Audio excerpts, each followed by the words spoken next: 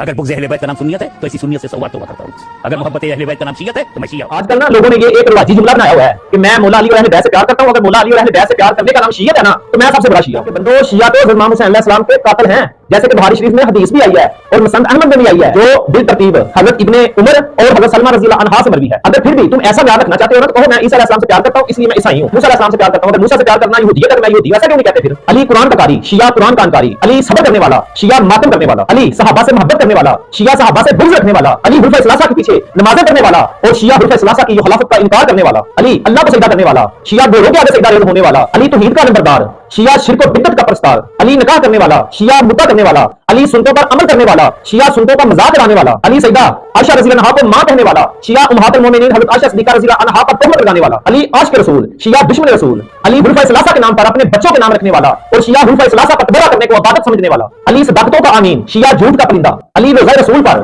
عمر کے ایمان کی گواہی دینے والا، شیعہ بخاری کی اس حدیث کا مذاق اڑانے والا، علی اور امام جعفر صادق اور امام باقر ابو بکر کو صدیق کہنے والے، شیعہ ابو بکر صدیق کو حق طلب کہنے والا، علی ابو بکر کے ہاتھ پر بیعت کرنے والا، شیعہ ابو بکر کو غصب خلافت کہنے والا، علی حیا کا پیکر، شیعہ عورتوں کو شامل غریباں ملانے والا، علی عمر کو بیٹی نکاح میں دینے والا، شیعہ عمر پر بھونکنے والا، علی جہاد کا علم بلند کرنے والا، شیعہ جہاد کو ناجائز کہنے والا، الغرض علی شریعت کا پیکر اور شیعہ شریعت کو خود سے گھڑنے والا. اب فیصلہ آپ کا، اہل بیت سے محبت کا نام شیعت ہے یا سنیت ہے؟